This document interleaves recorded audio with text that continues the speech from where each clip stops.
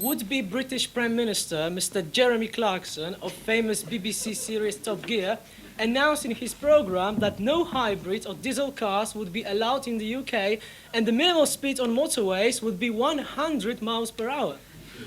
A joke?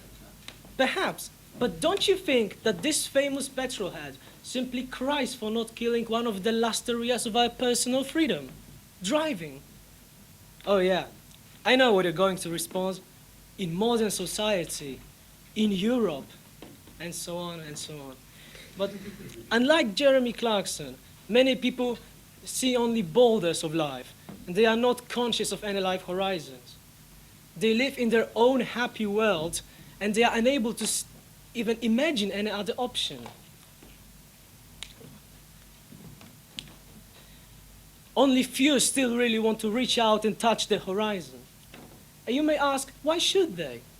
You must remember why a famous English mountaineer, George Mallory, wanted to climb Mount Everest.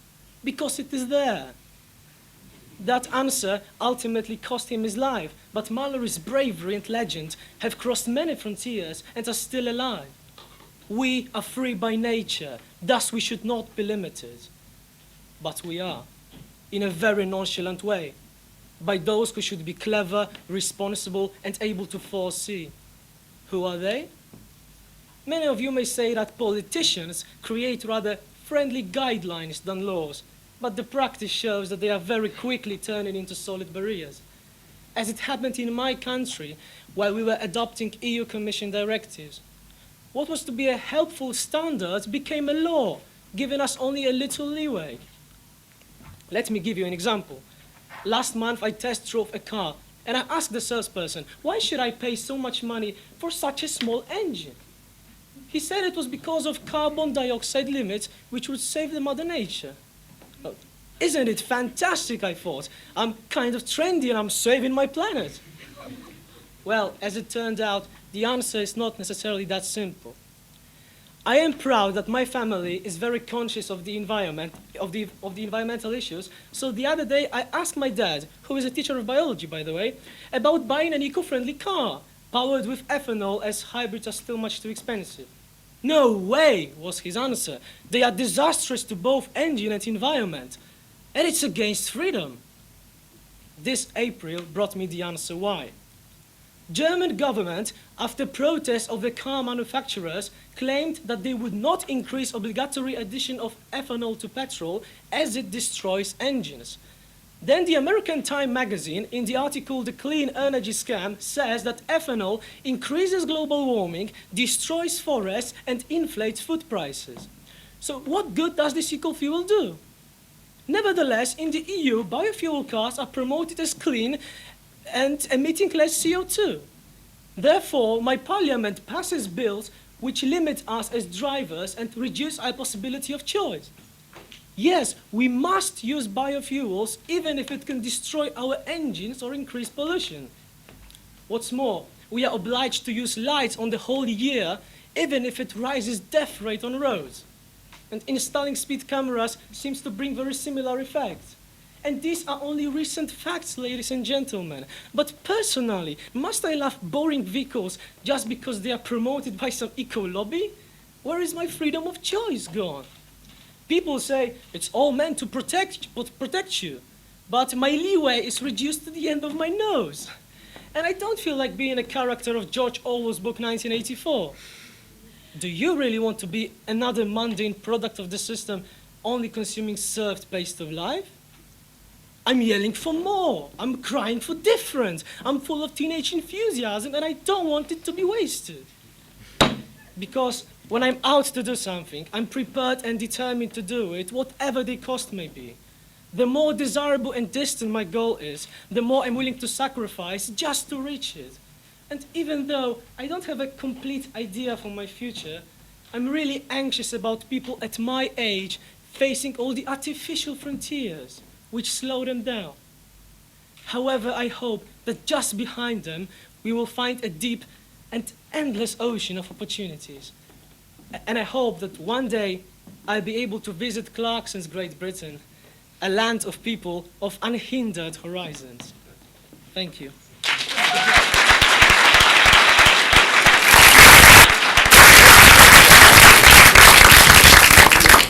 Michal, thank you very much indeed. And are there any questions for Michal?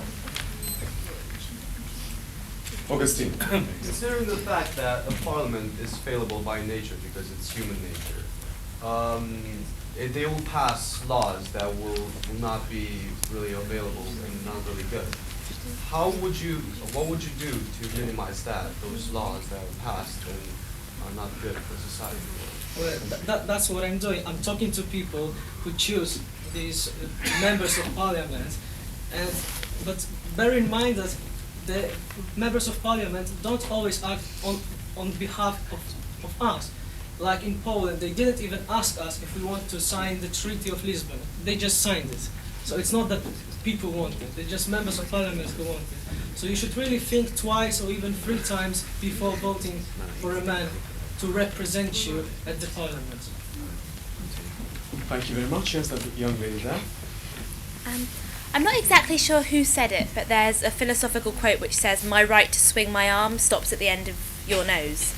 Do you believe that people should be limited in what they can do if those actions impinge on other people? Yes, as I said, we are limited by nature, and it's also important that my freedom, I understand freedom in this way, my freedom ends where your freedom begins.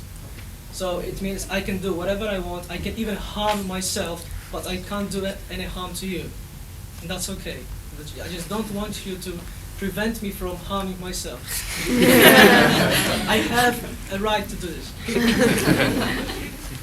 There's time for just one quick question. Is there anyone else in the house who'd like to ask a question? Well, for the second time, that gentleman in the white shirt.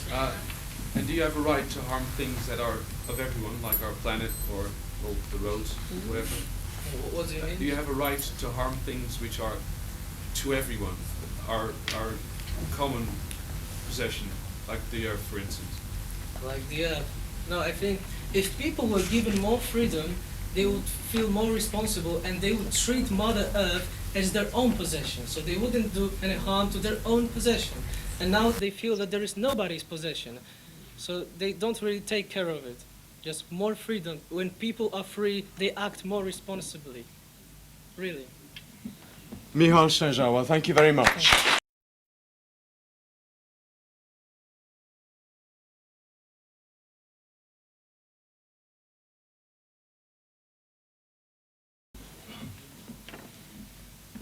We all know how thrilling it is to be riding a mountain bike, rocketing with 40 kilometers an hour down the slope, dodging boulders and low-hanging branches.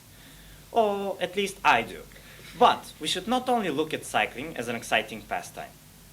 My name is Dobry Dobrev, and I'm here to introduce you to one of the new trends in Bulgaria's society. Increasingly, commuters in my hometown have become